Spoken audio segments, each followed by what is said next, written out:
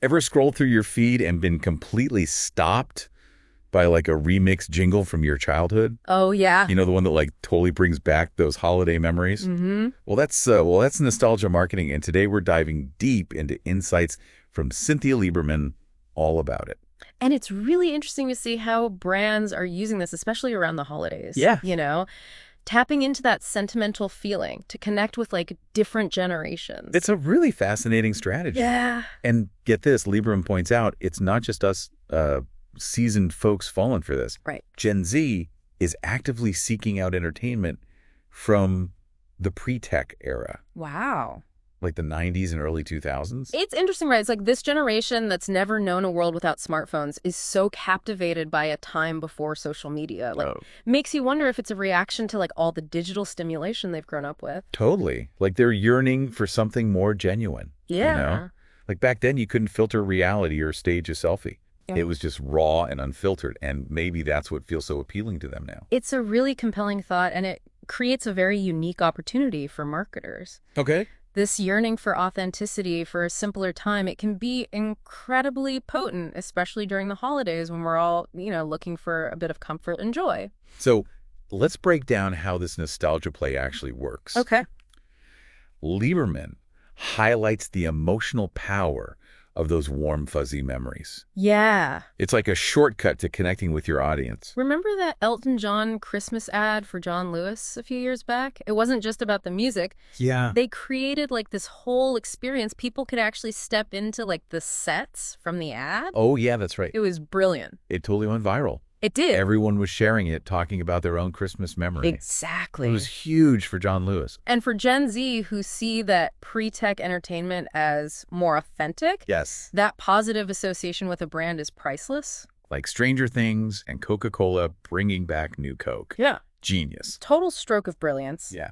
Not only did it play into the nostalgia of people who remembered the original, but it also intrigued younger viewers who were curious about this like blast from the past. Like bridging a generational gap with a can of soda. Exactly.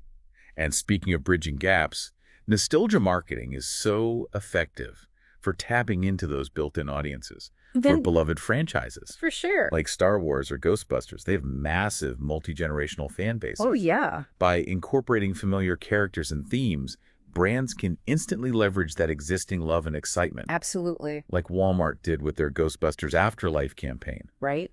They blended the nostalgia of the original with the new movie, Yeah. creating buzz and appealing to both old and new fans. Smart move. Okay. But while nostalgia can be incredibly effective, it's important to acknowledge that it's not without its risks. Right. One of the biggest is that campaigns can end up feeling dated Oh, for sure. rather than, charmingly retro. Yeah. Remember the 2016 Ghostbusters reboot? I try not to. It tried to recapture the magic of the original, Yeah. but for many, it fell flat. Yeah. The humor didn't quite translate to a modern audience. Yeah. It's a reminder that finding the right balance between old and new is crucial. Right. You can't just rely on nostalgia alone. Totally agree.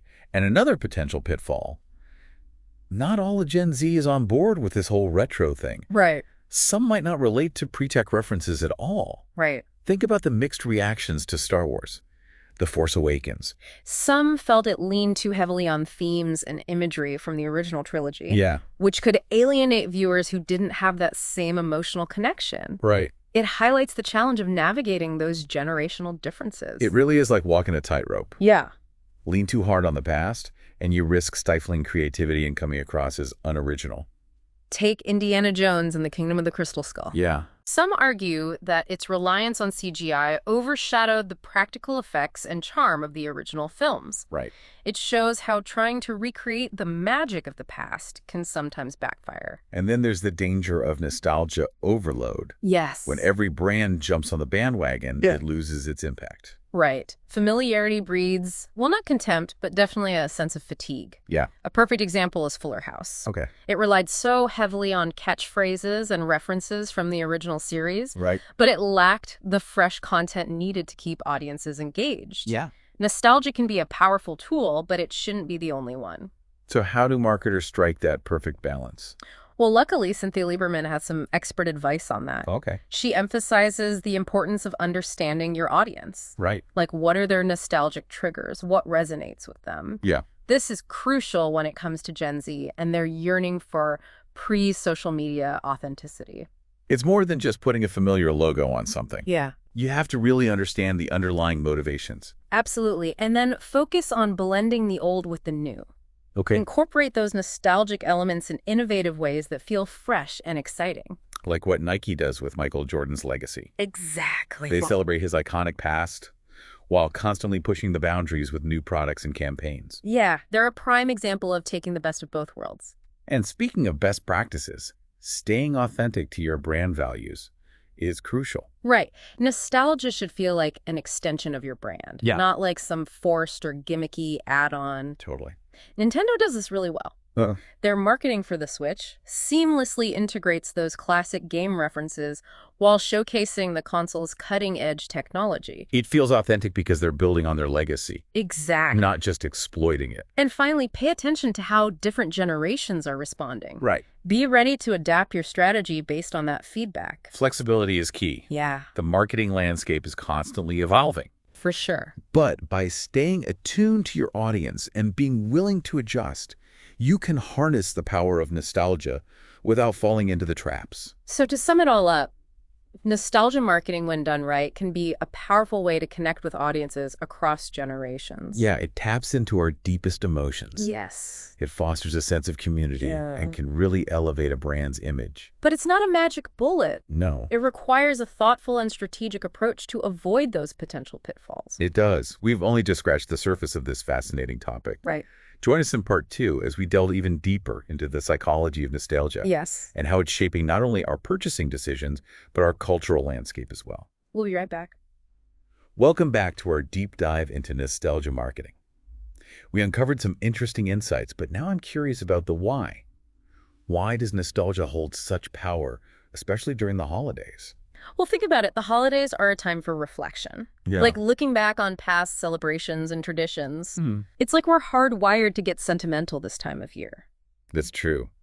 And marketers are really in tune with that. Right. They know that by triggering those positive memories, they create a sense of comfort and familiarity. Exactly. And that comfort can lead to trust and loyalty. Okay. Think about it. We often have a soft spot for brands that were part of our childhood, Right. part of those happy holiday memories. It's like they become part of our personal story. Yeah. So it's more than just a tactic. Yeah. It's something psychological. Absolutely. Yeah. Nostalgia is a powerful emotion. Yeah. It can evoke feelings of happiness, security, even belonging. Right. And for Gen Z, Lieberman points out this fascination with pre-tech nostalgia goes beyond just warm fuzzies. Okay. It's also a reaction to the pressures of modern life. It's like they're romanticizing a time they haven't lived through. Yeah. What do you think is driving that? I think it speaks to a growing awareness of the downsides of our hyper-connected world. That constant influx of information, the pressure to be perfect, online FOMO, it can be overwhelming. Totally. It's like they're craving a digital detox. A simpler time when life felt less complicated, even if they only know it through movies and TV shows. Exactly. And that creates a real opportunity for brands. You're right. By tapping into that desire for authenticity and simplicity, Yeah. brands can position themselves as like a refuge from the digital chaos. It's like offering an escape, a chance to reconnect with a time when things felt genuine, less filtered, Right. especially appealing during the holidays when everyone's stressed. Precisely. We've talked about campaigns like the Elton John and Coca-Cola ones, Yeah. but there's another element that's crucial: storytelling. You know, a good story can really transport you and evoke emotions. And when you combine that with nostalgia. It's potent. Yeah. And I'm not just talking about old jingles or bringing back retro products. Right. It's about crafting narratives that tap into our shared history, Okay. creating that sense of warmth and familiarity. I see what you mean. Like a brand telling a story about a family gathered around a fireplace, Exactly. listening to carols on a vintage record player. Or showing kids playing with classic toys, reminding parents of their own childhood holidays. It's not about selling a product. It's tapping into desires for connection, belonging, tradition. Inviting us to step back in time. Yeah. And by doing that, Yeah. they build a stronger bond with the consumer. It's like a relationship built on shared experiences. Exactly. And that's what makes nostalgia marketing so effective. When done right, it becomes more meaningful than just a transaction. It bridges the past and the present, Yeah. connecting generations. Yeah. But like we said, there are potential pitfalls. Mm-hmm. It's a powerful tool that needs to be used carefully. One of the biggest things to consider is authenticity.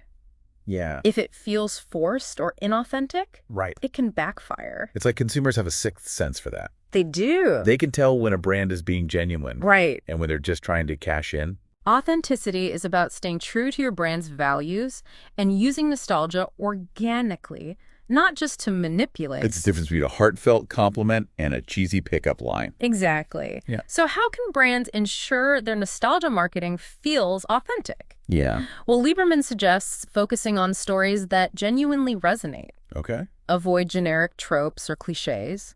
It needs to feel personal, Yeah. specific. Yeah. Like you're speaking directly to their experience. Another key point is being mindful of the context. Nostalgia is most effective when it feels relevant to right now.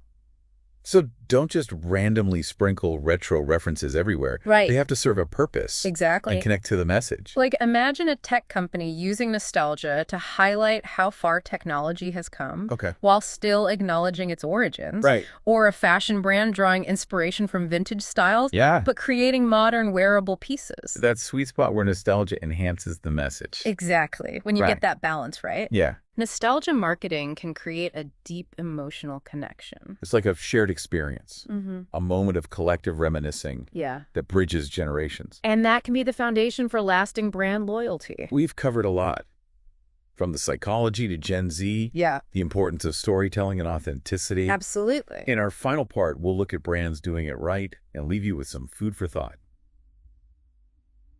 Stay with us. Welcome back to the final part of our deep dive into nostalgia marketing. We've explored the psychology, the strategies, and the pitfalls. Now it's time to see it in action. Exactly.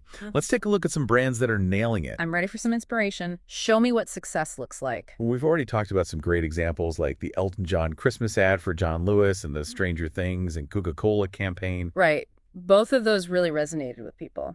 What else comes to mind? One brand that always impresses me is Nike. They've done such a good job leveraging Michael Jordan's legacy. Ah, yes. The Jew-8. His shoes are still iconic decades later. Exactly. And Nike has mastered the art of celebrating his past while also promoting new products. How so? Give me some specifics. Well, they've released retro versions of his classic shoes, created documentaries about his career, and even incorporated his imagery into marketing for new athletes. I see how they connect it all.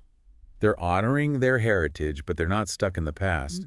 They're showing how Jordan still inspires. Exactly. It's a smart strategy that works for both older and younger audiences. They're selling a piece of that legacy. And who wouldn't want a piece of that? Speaking of legacy, another brand that comes to mind is Nintendo. They've been masters of nostalgia marketing for years. Oh, absolutely. Their marketing for the Switch is a great example. They seamlessly blended those old game references with the console's new technology. It's like they figured out how to bridge that gap. Older gamers who grew up with Mario and Zelda got that hit of nostalgia, while younger people were interested in this new exciting gaming experience. Brilliant. And don't forget about those retro consoles like the NES and SNES Classic. Instant hits. It's amazing how much power those old games still have. It says a lot about nostalgia, doesn't it? Those games remind us of a simpler time when things felt less complicated. And in today's world, that kind of escapism is so valuable. Absolutely. And that's why I think nostalgia marketing is here to stay.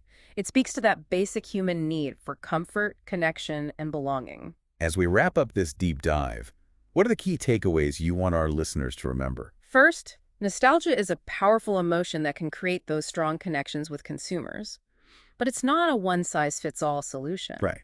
It needs a thoughtful approach. You have to really understand your audience, create authentic stories, and blend the old with the new. Don't just throw a familiar logo on something. And be willing to adapt. Pay attention to how people respond and adjust as you go. Exactly. Being flexible is key, especially since marketing is always changing. Great points. Now, I have one final question for you, our listener. Have you noticed this trend of pre-tech nostalgia in your own life? What campaigns have stood out to you? Think about your own experiences and see how they connect with what we've talked about. Nostalgia marketing, when it's done well, can be a powerful way for brands to connect with people across generations. But it's more than just a marketing strategy. It's about our shared human experience, our need for connection, and our desire for simpler times. It's been a fascinating deep dive. Thanks for listening.